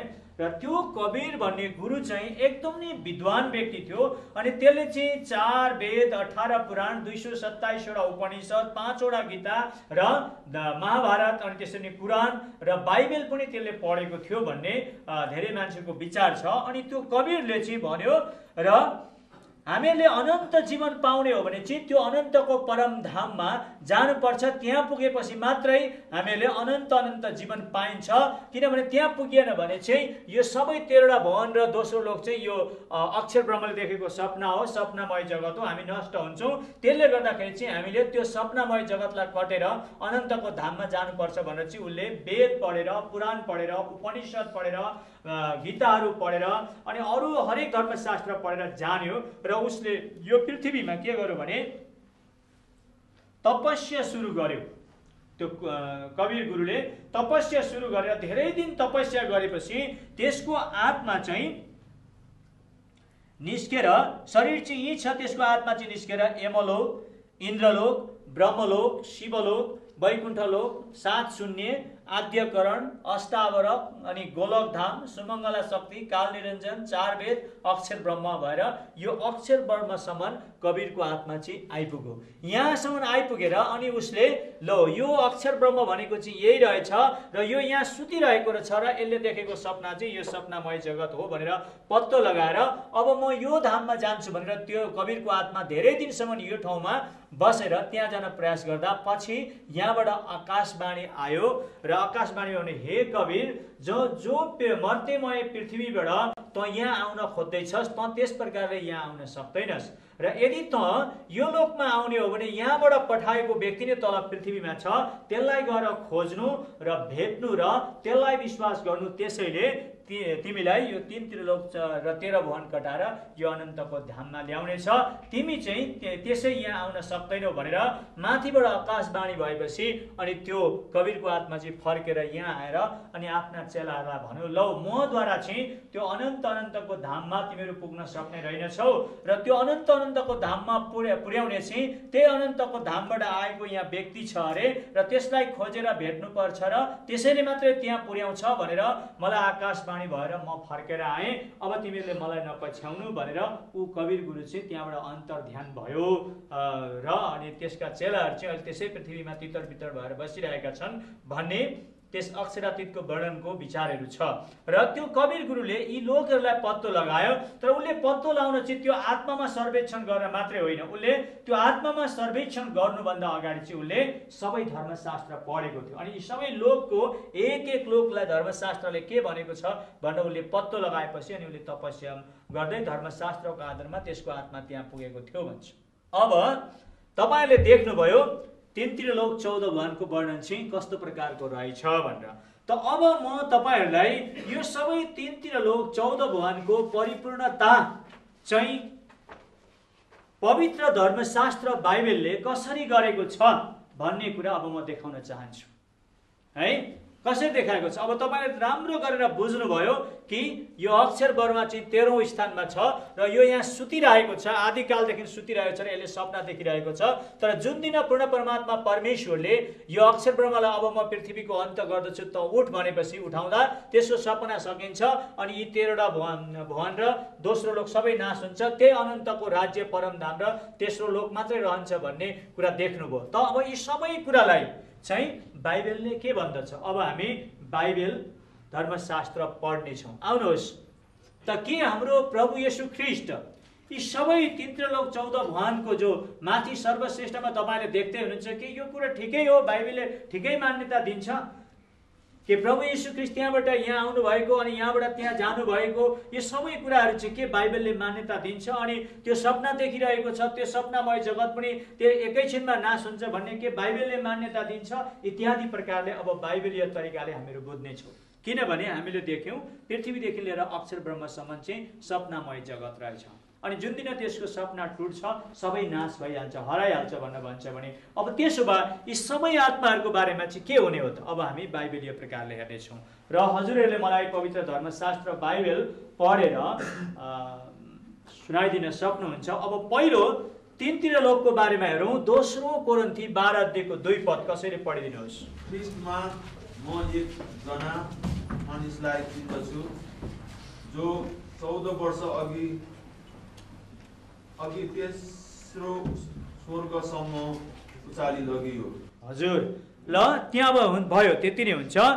त्यहाँ के भन्दैछन् पावलले भने ख्रीष्टमा म एकजना व्यक्तिलाई जान्दछु, 14 वर्ष भयो त्यसलाई तेस्रो स्वर्गसम्म उचालिएर लगियो होइन। तेस्रो र पहिलो दोस्रो अनि तेस्रो स्वर्गसम्म भन्ने कुराहरू हामी भेटायौँ है। र यो दोस्रो कोरिन्थी 12 अध्यायको 2 पदको आधारमा तेस्रो स्वर्ग या तीनवटा लोकको बारेमा भेटायौँ भने अब यी सारा स्वर्गहरू, यहाँ धेरै स्वर्गहरू छन् र यसको बारेमा चाहिँ बाइबलले के भन्दो रहेछ अब हामी त्यो पनि हेर्नेछौँ। एफेसी अलि स्पष्ट प्रकारले पढिदिनुहोस्। एफेसी 4 अध्यायको 9 र 10 पद। अब यो उच्चमा चढिजानु भयो भनेको चाहिँ के हो? केवल यही कि उहाँ पृथ्वीको तल्लो भागमा ओर्लनु पनि भयो। उहाँ जो ओर्लनु भयो उहाँ नै सारा स्वर्ग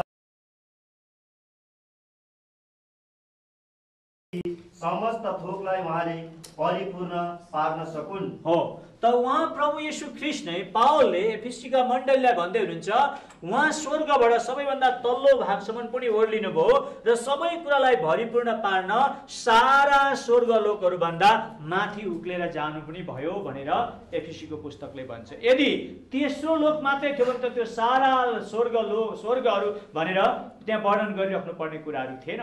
हेर्नुहोस् बाइबलले भन्छ तेस्रो स्वर्गको बारेमा पनि बताउँछ र सारा स्वर्गहरूको बारेमा पनि बताउँदछ, तर सबै कुरालाई भरिपूर्ण पार्न यी सारा स्वर्गहरू भन्दा ख्रीष्ट चाहिँ माथि पनि जानुभयो। किन अरे भन्दा सबै कुरालाई भरिपूर्ण पार्नका लागि। यो हामीले दोस्रो विचार भेटायौँ। र अब तेस्रो विचार चाहिँ त अघि मैले यहाँ 7 शून्य धेरै आकाशहरू छन् भनेर भन्दै थिएँ है, धेरै आकाशहरू छन् भन्ने भेट्दै थिएँ। अनि यहाँ धेरै ईश्वरहरू पनि देखियो अब है, यहाँ इन्द्र, ब्रह्मा, शिव, विष्णु, सत्यनारायण, त्यसै गर्दै गोलकी, सुमङ्गला, यहाँ काल निरञ्जन, यी सबै धेरै ईश्वरहरू पनि भेट्यो। त के बाइबलले धेरै आकाशहरू अनि धेरै ईश्वरहरू पनि छन् भन्छ त? अब त्यो पनि हामीहरूले पत्तो लगाउनु पर्यो। अब तपाईँहरूले व्यवस्थाको पुस्तकलाई हेर्नुहोस्, कसैले पढिदिनुहोस्। पहिला धेरै आकाशहरूको बारेमा भेट्नुहुनेछ व्यवस्था 10 अध्यायको 14 पदमा। आकाशहरू सर्वोच्च आकाश मण्डलहरू र पृथ्वी र त्यसमा भएका जे जति छन् ती सबै परमप्रभु तिमीहरूका परमेश्वरकै हुन्। हो, आकाशहरू अनि सर्वोच्च आकाश मण्डलहरू भनेपछि एउटै मात्रै आकाश रहेनछ, तीनवटा मात्रै आकाश रहेनछ। तर त्यहाँ बाइबलले के भन्दैछ व्यवस्था 10 अध्यायको चाहिँ 14 पदले भन्दा आकाशहरू र सर्वोच्च आकाश मण्डलहरू पनि छ, धेरै आकाशहरू पनि छन्। र अब यसरी धेरै ईश्वरहरू पनि छन् र त्यो सबै ईश्वरहरू माथिको चाहिँ हाम्रो प्रभु यीशु ख्रीष्ट चाहिँ सबैको माथिको परमेश्वर हुनुहुन्छ त भनेर अब हामी हेर्दछौँ भने हो, धेरै ईश्वरहरू पनि छन्। कहाँ छ भन्दा त्यही व्यवस्था 10 अध्यायको 17 पदमा पढिदिनुहोस् फेरि। किनकि परमप्रभु तिमीहरूका परमेश्वर नै ईश्वरहरूका परमेश्वर र प्रभुहरूका परमप्रभु महान परमेश्वर, शक्तिशाली र अयोग्य हुनुहुन्छ। उहाँले कसैको पक्षपात गर्नुहुन्न र उहाँले कहिले घुस लिनुहुन्न। हजुर, धन्यवाद। त हामीले के भेट्दैछौँ भन्दा यहाँ यसरी लेखिएको छ, किनकि परमप्रभु तिमीहरूका परमेश्वर नै ईश्वरहरूका परमेश्वर र प्रभुहरूका महान प्रभु है।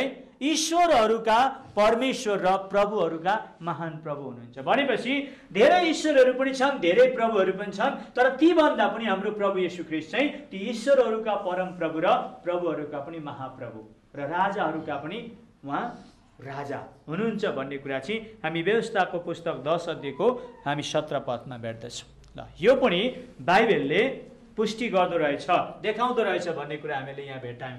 त अब अर्को एउटा प्रश्न छ, त के साँच्चै नै हाम्रो प्रभु येशू ख्रीष्ट चाहिँ यो परमधामबाट आउनु भएको हो त? परमधाम भन्ने नाम छ। अघि मैले एउटा श्लोक भनेको थिएँ, परमात्मा परम ज्योति परमधाम परागति सर्व वेदान्त सारहम सर्वशास्त्र सुनिश्चित। त्यो परमात्मा चाहिँ त्यो परगतिको छ, त्यो परम ज्योति हो र त्यो चाहिँ परमधाम भन्ने ठाउँमा बस्ने छ। अनि त्यो परमात्मा चाहिँ छ भन्ने सर्व वेदान्त सारहम पनि हो, सर्वशास्त्र सुनिश्चित पनि हो भनेर भनेको थियो। त्यसो भए के हाम्रो प्रभु येशू ख्रीष्ट परमधामबाट आउनु भएको हो त?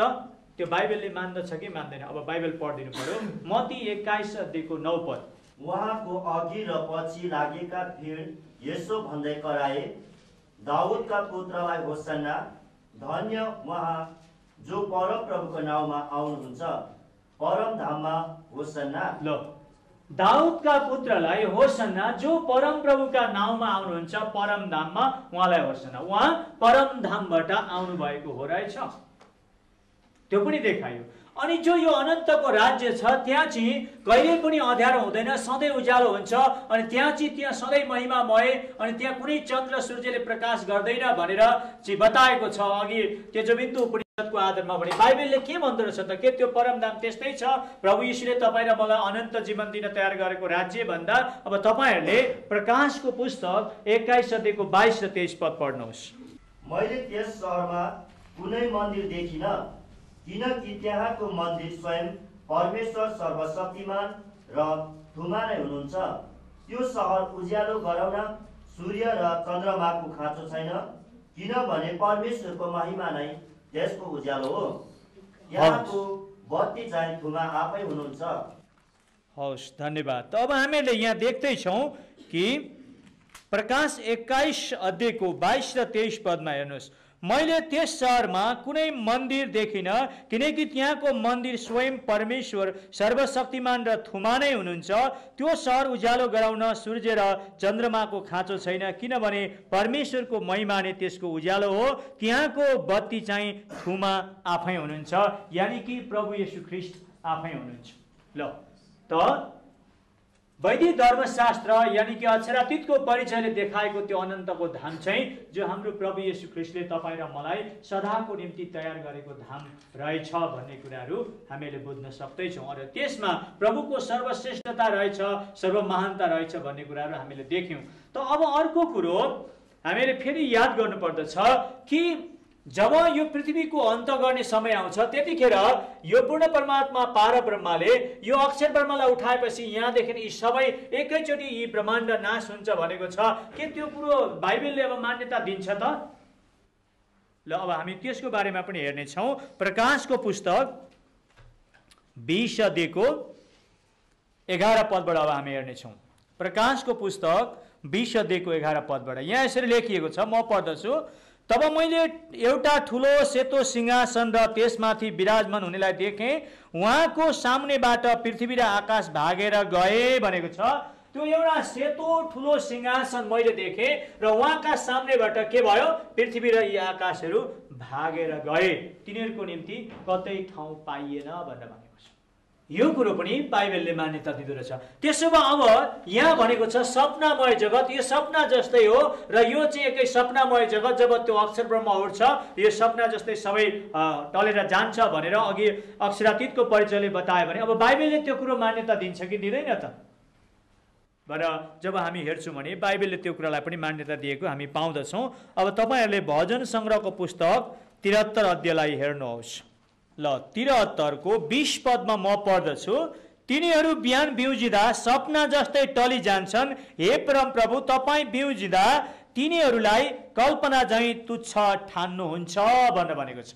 तिनीहरू बिउजिँदा सपना जस्तै टली जान्छन् र हे परम प्रभु तपाईँ बिउजिँदा तिनीहरूलाई कल्पना झैँ तुच्छ ठान्नुहुन्छ भन्ने कुरा भएपछि चाहिँ अब यो कुरामा साँच्चै नै त्यो सपनामय जगत रहेछ। जब परमप्रभुले त्यसलाई बिउज्याउनुहुन्छ ती सबै चाहिँ सपना जस्तै टली जान्छन् र त्यो सबै कल्पना जस्तै तुच्छ हुँदो रहेछन् भनेर भजन सङ्ग्रह 73 अध्यायको यहाँ 20 पदले भनेको छ। अब हामी अयुबको 20 अध्यायको 8 पदलाई पनि हेर्नेछौँ। ल यहाँ म पढ्दछु। सपना झैँ कहिल्यै नभेट्याइने गरी त्यो हराइहाल्छ, रातको दर्शन झैँ त्यो लोप भइहाल्छ। त्यसलाई देख्ने आँखाले फेरि त्यसलाई कहिले देख्ने छैन, त्यसको ठाउँले त्यसलाई कहिल्यै पनि हेर्ने छैन भनेको छ। र यो सपना झैँ सबै हराइहाल्छ र यो दुष्टको राज्य जो सपनामय जगत छ यो रहँदैन बाइबलले बताउँदछ। त्यसकारण आज प्रभु येशू ख्रीष्ट यो संसारमा आएर उहाँले हामीलाई के भन्दै हुनुहुन्छ भने हे सबै थाकेका र बोझले दबिएका हो, म कहाँ हो, म तिमीहरूलाई अनन्तको विश्राम दिनेछु। बाटो सत्य र जीवन मदेखि बाहेक कोहीद्वारा पनि तिमीहरू पिता कहाँ जान सक्दैनौ। तिमीहरूले स्वर्गमनि पृथ्वीमा मानिसहरूको बीचमा अर्को कुनै पनि मुक्तिदाता पाउने छैनौ। केवल त्यो अनन्तको राज्यमा प्रवेश गर्ने चाहिँ प्रभु येशू ख्रीष्ट मात्रै हुनुहुन्छ भनेर पवित्र धर्मशास्त्र बाइबलले हामीलाई बताउँदछ। र त्यसकारणले गर्दा आज मानिसहरूले यो 3 त्रिलोक 14 भवनको महान रहस्यलाई नबुझेको कारण यी विभिन्न प्रकारका सपनामय जगतमा भएका यी भगवानहरू, यी देव देवताहरूलाई मानेर मानिसहरू बसिरहेका छन्। तर एक दिन त्यो अक्षर ब्रह्म जब उठ्नेछ, त्यसलाई पूर्ण परमात्मा परमेश्वरले उठाउनु हुनेछ, त्यतिखेर त्यो सपनामय जगत सबै टलेर जान्छ र एउटै त्यो सेतो सिंहासन मात्रै रहन्छ भनेर भनेको छ। दोस्रो लोक अनि 13वटा भुवनहरू सबै सपना झैँ टलेर गए। अब त्यो दोस्रो लोक अनि 13वटा भुवनहरू यहाँ छैनन्। तर पवित्र ग्रन्थ धर्मशास्त्र बाइबल प्रकाशको पुस्तक 20 अध्यायको 11 पदमा लेखे अनुसार यहाँ यसरी लेखिएको छ, म फेरि त्यसलाई पढ्दैछु। तब मैले एउटा ठुलो सेतो सिंहासन र त्यसमाथि विराजमान हुनुहुनेलाई देखेँ। उहाँको सामुन्नेबाट पृथ्वी र आकाश भागेर गएर तिनीहरूका निम्ति कतै ठाउँ पाइएन। एउटा ठुलो सेतो सिंहासनमा विराजमान हुनुहुनेलाई मैले देखेँ भनेर यहाँ यूहन्नाले बताउँदैछन्। र उहाँको सामनेबाट ती पुराना आकाश र पृथ्वीहरू, ती सबै दोस्रो लोक र 13वटा भुवनहरू भागे। तिनीहरूको निम्ति हेर्नुहोस् अब कतै पनि ठाउँ छैन, कतै पनि ठाउँ पाइएन। यहाँ लेखिएको छ 12 पदमा, मैले ठुला र साना सबै मृतकहरूलाई सिंहासनको सामुन्ने उभिरहेका देखेँ। यहाँ तपाईँले देख्दै हुनुहुन्छ सबै जति पनि ती अघि त्यो दोस्रो लोक अनि त्यहाँ 13वटा भवनमा, त्यहाँ पृथ्वीमा सबै जति पनि ठुला साना जति पनि ती सपनामय जगत हराएर ती मरेका थिए, ती सबै आत्माहरू चाहिँ त्यहाँ सेतो सिंहासनमा विराजमान हुने अगाडि यहाँ सबै उभिरहेका छन्। हेर्नुहोस् यहाँ बाइबलले प्रकाशको पुस्तक 20 अध्यायको 12 पदले भन्दैछ र यहाँ यस्तो लेखिएको छ, र पुस्तकहरू खोलिए, अर्को एउटा पुस्तक पनि खोलियो जो जीवनको पुस्तक हो, र ती पुस्तकहरूमा लेखिएका कुरा मुताबिक तिनीहरूका काम अनुसार मृतकहरूको हिसाब भयो। समुद्रले त्यसमा भएका मृतकहरू दिइहाल्यो अनि मृत्यु र पातालले पनि तिनीहरूमा भएका मृतकहरू दिइहाले। तिनीहरू प्रत्येकको आफ्नो आफ्नो काम अनुसार हिसाब भयो। मृत्यु र पाताल अग्निकुण्डमा फालिए। यो अग्निकुण्ड दोस्रो मृत्यु हो, जसको नाउँ जीवनको पुस्तकमा लेखिएको भेट्टाइन, त्यो पनि अग्निकुण्डमा फालियो भनेर भनेको छ। र यहाँ यो अनन्त अनन्तको परमेश्वर प्रभु येशू राजा आफ्नो सेतो सिंहासन लिएर आएर ती सबै पुराना आकाश पृथ्वीमा अनि समुद्रमा भएका सबै आत्माहरूलाई आफ्नो बीचमा खडा गरेर अब उहाँले इन्साफ गर्नुभयो र जतिजनाको जीवनको पुस्तकमा नाम लेखिएको छ प्रभु येशू ख्रीष्टलाई आफ्नो व्यक्तिगत मुक्तिदाता भनेर ग्रहण गरेर तिनीहरूलाई चाहिँ प्रभु येशूले अनन्त अनन्तको राज्यमा लगेर अनन्त अनन्तको शान्ति अनि मुक्ति दिनुहुन्छ। तर जतिजनाले चाहिँ प्रभु येशूलाई विश्वास गरेनन् र जीवनको पुस्तकमा नाम लेखेन तिनीहरू चाहिँ सबै शैतान र त्यसका दूतहरूलाई तयार गरेको नरकमा तिनीहरू फ्याँकिए भनेर पवित्र धर्मशास्त्र बाइबलले भन्छ। अब हेर्नुहोस्, विश्वास गर्नेहरूलाई चाहिँ प्रकाश 21 अध्यायको 1 पदबाट म पढ्दछु। तब मैले नयाँ आकाश र नयाँ पृथ्वी देखेँ, किनकि पहिलो आकाश र पहिलो पृथ्वी बिति गएका थिए, समुद्र अब छँदै थिएन। अनि मैले परमेश्वरबाट दुलहाको निम्ति दुलै जस्तै गरी सिँगारिएर तयार पारिएकी अर्थात् पवित्र सहर नयाँ जेरुसलेम स्वर्गबाट तलतिर झरिरहेको देखेँ। सिंहासनबाट यसो भन्ने एउटा चर्को स्वर मैले सुने, हेर परमेश्वरको वास मानिसहरूसँग भएको छ, उहाँ तिनीहरूसँग वास गर्नुहुन्छ र तिनीहरू उहाँका प्रजा हुने छन्। र त्यहाँबाट परमेश्वर आफै तिनीहरूका परमेश्वर भएर तिनीहरूसँग रहनुहुनेछ। उहाँले तिनीहरूका आँखाको आँसु पूर्ण रूपले पुछिदिनु हुनेछ र फेरि मृत्यु नै हुने छैन र शोक र पीडा पनि हुने छैन, किनकि पहिलेका कुरा बितिसकेका छन्। अब जति पहिलेका कुरा ती सबै बितिसके, अब उहाँलाई विश्वास गर्नेहरूका आँखाका आँसु सम्पूर्ण रूपले पुछिदिनु भयो। अनि परमेश्वर चाहिँ मानिससँग र मानिसहरू चाहिँ परमेश्वरसँग भए र अनन्त अनन्तको जो हामीहरूको निम्ति तयार गरिएको दुलहा नयाँ जेरुसलेममा सबै विश्वास गर्नेहरू चाहिँ प्रभु येशूसँग सम्मिलित भएर अनन्तको राज्यमा सधैँ हाँसी खुसी शान्ति आनन्द हुँदै प्रवेश पाए। तर विश्वास नगर्नेहरू चाहिँ के भयो भन्दा मत्तीको पुस्तक 25 अध्यायमा लेखिएको छ, हजुरहरू पनि पढ्न सक्नुहुन्छ। 25 अध्यायको 41 पदबाट म पढ्दछु। त्यसपछि उनले देब्रेपट्टिका मानिसहरूलाई भन्नेछन्, श्रापित मानिस हो, मबाट दूर हो र दियाबल्स र त्यसका दूतका लागि तयार गरिएको अनन्तको आगोमा जाओ भनेर भनेको छ।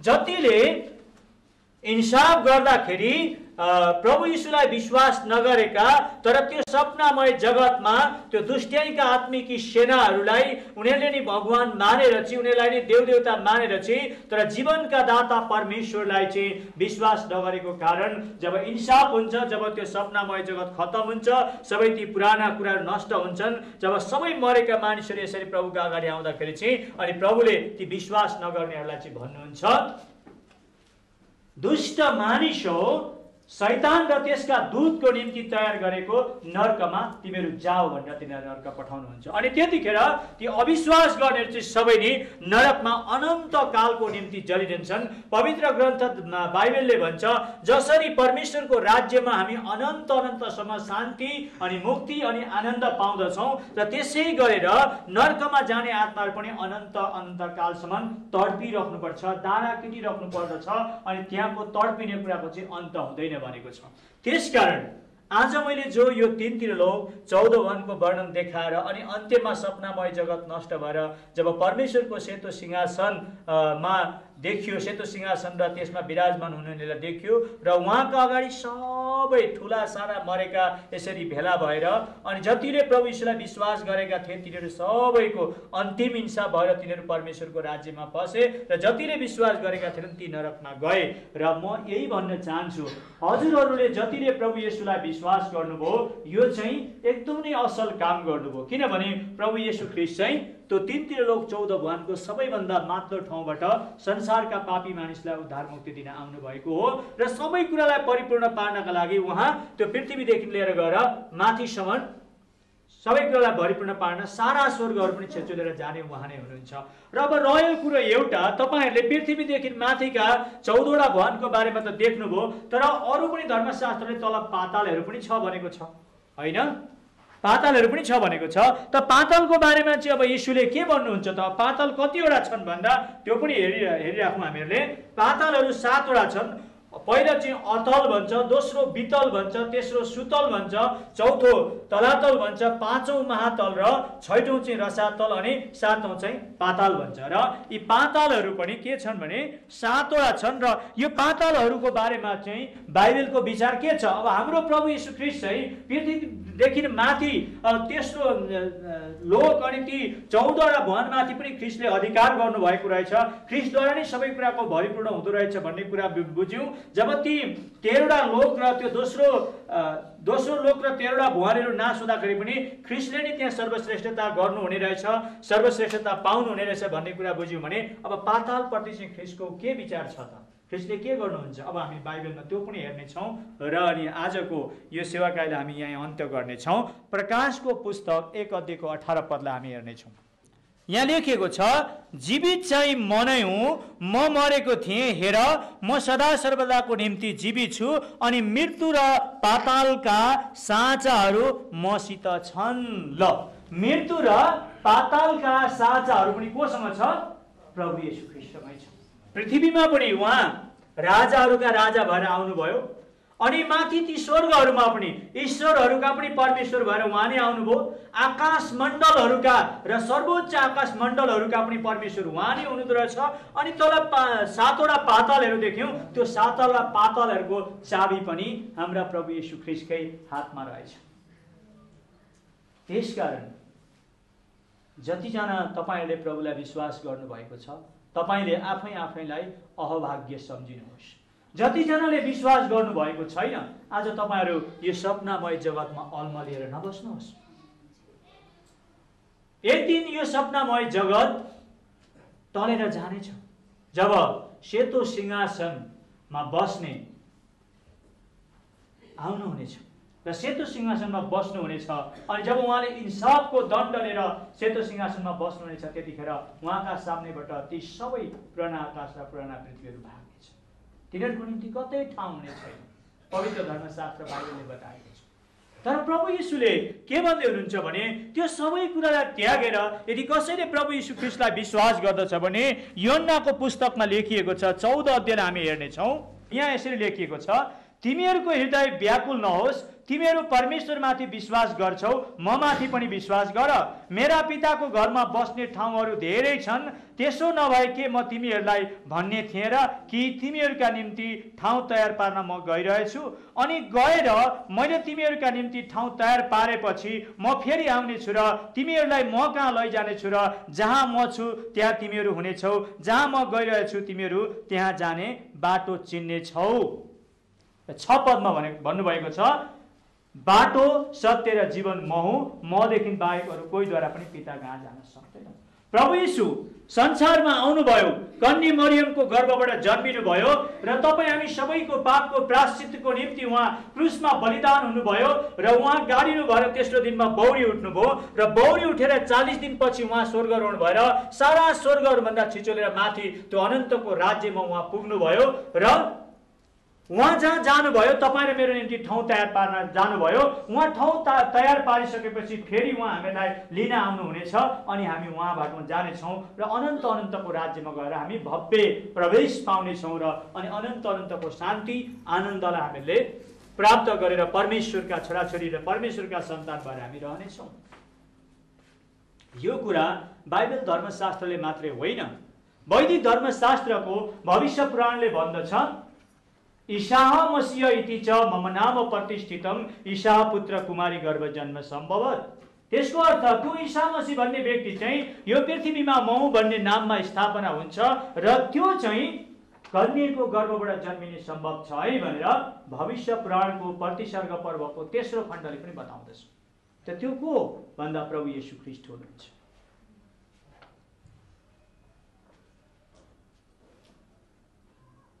आज 3 त्रिलोक 14 भुवनको वर्णन हेरिसकेपछि तपाईँहरूको हृदयमा साँच्चै नै प्रभु येशू ख्रीष्ट नै सबै पृथ्वीका मानिसहरूको उद्धारकर्ता र मुक्तिदाता रहेछ भनेर तपाईँले आफ्नो हृदयमा बुझ्नुभयो भने र अनि उहाँलाई आफ्नो मुक्तिदाता प्रभु येशू हुनुहुँदो रहेछ भनेर ग्रहण गर्नुभयो, विश्वास गर्नुभयो र उहाँका आज्ञाहरू पालन गर्न तपाईँ तयार हुनुभयो भने बाइबलले के भन्दछ भने म एकचोटि फेरि रोमीको पुस्तक पनि पढ्नु पर्यो।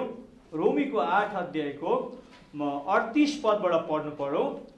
किनकि म यो पक्का गरी जान्दछु कि मृत्युले वा जीवनले, स्वर्गदूतले वा प्रधानताहरूले, वर्तमानका कुराहरूले वा पछि हुने कुराहरूले वा शक्तिहरूले, उचाइले, गहिराई वा सारा सृष्टिमा भएका कुनै पनि कुराले ख्रीष्ट येशू हाम्रा प्रभुमा भएको परमेश्वरको प्रेमबाट हामीलाई अलग गर्न सक्दैन। के भन्दैछ? उचाइले पनि सक्दैन, उचाइमा भएका ती प्रधानताहरूले पनि सक्दैनन्, ती शक्तिहरूले पनि सक्दैनन्, दृश्यका शक्तिहरूले पनि सक्दैन, अदृश्य शक्तिहरूले पनि सक्दैन, अनि गहिराईमा भएका, पातालमा भएका शक्तिहरूले पनि सक्दैन हामीलाई प्रभु येशू ख्रीष्टमा भएको परमेश्वरको प्रेमबाट कसैले पनि तपाईलाई मलाई अलग गर्न सक्दैन भनेको छ। त त्यति महानता, त्यति सत्यता, त्यति सर्वश्रेष्ठता भएको प्रभुलाई 3 त्रिलोक 14 भुवन वर्णनको यो सबै कुरा देखेपछि पनि यदि हामीले हृदयको अन्तस्करणबाट विश्वास गर्न सक्दिनौँ भने तपाईँ र मैले एक दिन सपनामय जगतमा सपना जस्तै टल्नु पर्नेछ। तर सपनामय जगत हो, त्यो सपनामा अक्षर ब्रह्म उठेपछि त्यो सपनामय जगत हराइहाल्छ। त अब त्यहाँ हामी सबै कहाँ जान्छौँ के मतलब भयो त्यसो नभन्नुहोस्। बाइबलले भन्छ जब त्यो सपनामय जगत सबै टल्दछ, तर त्यो सपनामय जगतमा भएका सबै ती आत्माहरू चाहिँ सबै साना ठुला मरेका सबै यसरी प्रभुको सिंहासनको अगाडि यसरी भेला हुनेछन् भनेको छ। खालि यो धरती, यो आकाश, पृथ्वी मात्रै हराउनेछ, किनभने तपाईँ र मेरो आत्मा चाहिँ अमर अनि अविनाशी छ, कहिले पनि मर्दैन। यो आत्मा किन मर्दैन भने जब परमेश्वरले मानिसलाई बनाउनु भयो, परमेश्वरले आफ्नो सास चाहिँ मानिसको नाकमा फुकिदिनु भएको छ, अनि त्यो सास चाहिँ तपाईँ र मेरो निम्ति आत्मा हो। त्यो आत्मा अमर अनि अविनाशी छ। त्यो यदि नर्कमा जान्छ भने अनन्तकाल तडपिरहन्छ, यदि त्यो प्रभु येशू ख्रीष्टद्वारा मुक्ति पाएर त्यो परमधाममा जान्छ भने अनन्त अनन्तसम्म शान्ति पाउँदछ। त्यो आत्मा चाहिँ त्यो सपनामय जगत हराए तापनि त्यो आत्मा हराउने छैन। त्यो सबैको इन्साफकर्ता प्रभु येशू ख्रीष्टको अगाडि यसरी भेला हुनै पर्दछ प्रियहरू। त्यस कारण गर्दा म हजुरहरूलाई यदि बिन्ती गर्न चाहन्छु कि प्रभु येशू ख्रीष्ट उहाँ परमेश्वरको पुत्र हुनुहुन्छ। परमेश्वरले हामी सबै जगतका मानिसहरूलाई प्रेम गर्नुभयो र उहाँलाई यस संसारमा पठाउनु भयो। उहाँलाई विश्वास गर्ने कोही पनि नाश हुँदैन, तर त्यसले अनन्त जीवन पाउँछ भनेर पवित्र ग्रन्थ धर्मशास्त्र बाइबल यूहन्ना 3 अध्यायको 16 पदमा लेखिएको छ। आउनुहोस्, हाम्रा जीवनमा भएका सारा गल्ती, त्रुटि, भूल, अपराध, हामीले जानी नजानी गरेका विगतका सबै परमेश्वरको विरुद्धमा गरेका कामहरू, परमेश्वरको विरुद्धमा गरेका पूजाहरू, परमेश्वरका विरुद्धमा गरेका भूत, प्रेत, ग्रह, नक्षत्रका पूजाहरू, यी सबै कुरा र हाम्रो पापी स्वभावमा हाम्रो आत्मा भएको कारण यी सबै कुराको हामी पश्चाताप गरौँ र तपाईँ हामी सबैलाई पापबाट अनन्त अनन्तको उद्धार मुक्ति दिने प्रभुलाई आफ्नो व्यक्तिगत मुक्तिदाता हुनुहुन्छ भनेर उहाँलाई विश्वास गरौँ, उहाँलाई ग्रहण गरौँ र उहाँका हरेक आज्ञा पालन गर्दै यस शरीरमा पनि हामीले उहाँको आनन्द, उहाँको शान्ति, उहाँको मुक्तिको अनुभव गरौँ र अरूलाई पनि त्यो कुराहरू हामीले देखाउँ, सिकाउँ र आउने युगमा परमेश्वरको अनन्त अनन्तको शान्तिमय राज्यमा भव्य प्रवेश पाऊँ। यही नै 3 त्रिलोक 14 भुवन वर्णनको सारांश हो। प्रभुले यहाँहरू सबैलाई आशीर्वाद गरून्। जय मसीह।